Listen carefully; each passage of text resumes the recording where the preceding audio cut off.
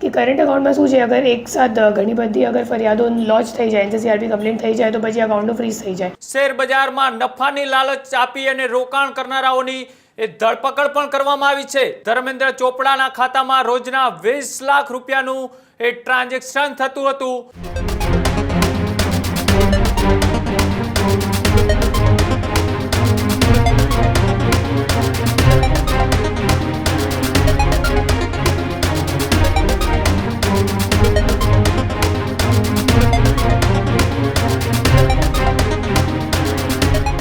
સમાચારોમાં આગળ વાત કરીએ કે રાજ્યની અંદર ડિજિટલ ફ્રોડ એટલું વધી રહ્યું છે, તેની સામે પોલીસ પણ એક્શનમાં જોવા મળી રહી છે. અલગ અલગ વિસ્તારોમાંથી સાયબર ક્રાઇમ છે તે અત્યારે એલર્ટ મોડમાં જોવા મળી રહી છે. સમાચાર સુરત ક્રાઇમ બ્રાન્ચને મોટું એક સફળતા મળી છે. એક ઓપરેશન પાર પાડવામાં આવ્યું છે. શેર બજારમાં નફાની લાલચ આપી અને રોકાણ કરનારાઓની ધરપકડ પણ કરવામાં આવી છે. સારા નફાની લાલચે 30 લાખ રૂપિયાનું રોકાણ કરાવી છેતરપિંડી આચરી હતી. સુરત સાયબર સેલ દ્વારા 2 આરોપીની અત્યારે ધરપકડ કરવામાં આવી છે. ધર્મેન્દ્ર ચોપડા અને હિતેશ ચકચાલિયા નામના ઇસામોની અત્યારે ધરપકડ કરાય છે. ધર્મેન્દ્ર ચોપડાના ખાતામાં રોજના 20 લાખ રૂપિયાનું ટ્રાન્ઝેક્શન થતું હતું. ધર્મેન્દ્રએ કમિશન લઈને હિતેશ ચકલારિયાને લઈ પોતાનું બેંક ખાતું ભાડે આપ્યું હતું.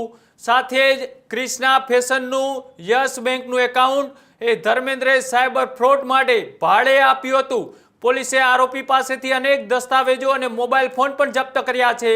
4 મોબાઈલ ફોન સહિત બેંકના 5 ડેબિટ કાર્ડ, 7 ચેકબુક અને સાથે 3 રબર સ્ટેમ્પ પોલીસ દ્વારા જપ્ત કરવામાં આવ્યા છે.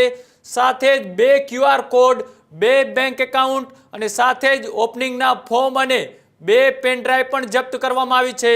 સાયબર ક્રાઇમને મળેલા બેંક એકાઉન્ટમાં 57 ફરિયાદોએ નોંધાય છે. 14 રાજ્યના સાયબર સેલમાં 57 એકાઉન્ટ માટે ફરિયાદ નોંધાઈ ચૂકી છે.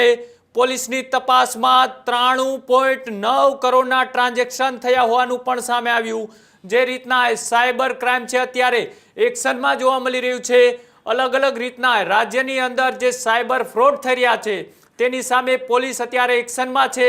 અલગ અલગ રીતના જે લોકોને લાલચ આપી અને છેતરવાનો પ્રયાસ કરવામાં આવી રહ્યો છે, ત્યાં સુરત સાયબર ક્રાઇમને એક મોટી સફળતા મળી છે.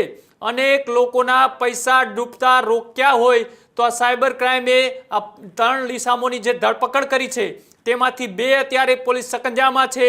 અલગ અલગ બેંક એકાઉન્ટ સહિત મોબાઈલ ફોન, ચેકબુક સહિતના જે મુદ્દામાલ હતો તે અત્યારે પોલીસે કબજામાં લીધો છે.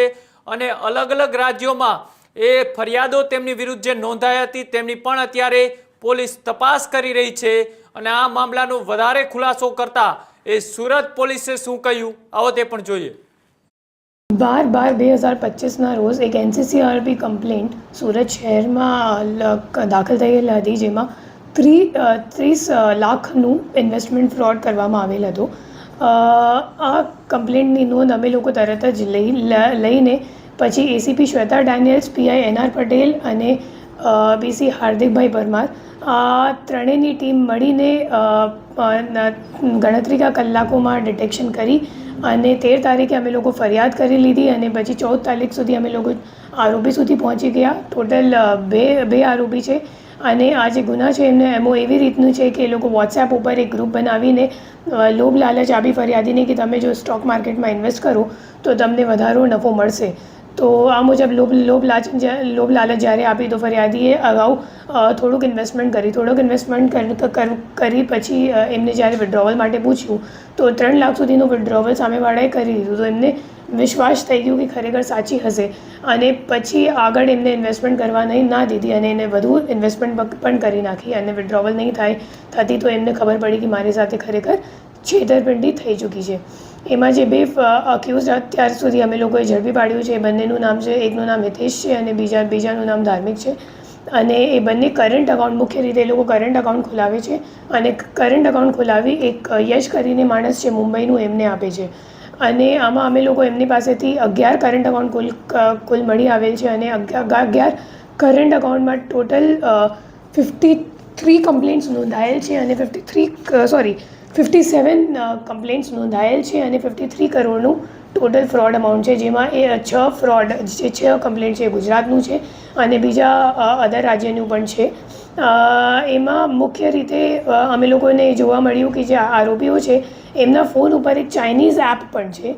એ જે ચાઇનીઝ એપ છે એ એક એપીકે ફાઇલ જેવું છે અને એ લોકો શું કરે કે કરંટ અકાઉન્ટ ખોલાવવા માટે જે કંઈક અકાઉન્ટ હોલ્ડર હોય અને એનો નંબર એ લોકો જ્યારે એડ કરે, મતલબ અકાઉન્ટમાં લિંક કરે, તો એ લિંક મોબાઈલ નંબર ઉપર એ લોકો આ એપીકે ફાઇલ ડાઉનલોડ કરીને પછી જે ઓટીપી આવે નેટ બેન્કિંગ યુઝ કરવા માટે એ તરત જ ઓટોમેટિક રીડિરેક્ટ થઈ જાય એવી રીતની એક ચાઇનીઝ એપ એ લોકો યુઝ કરે છે અને એક નવી રીતની એમો આ કામમાં સામે આવી છે, જેમાં ફક્ત એ લોકો વિક્ટિમ્સ નહીં બટ પોતાના જે ગેંગના લોકો છે એમને પણ એ લોકો એવી રીતની એપ ડાઉનલોડ કરાવીને ઓટીપી મેળવવા માટે યુઝ કરે છે.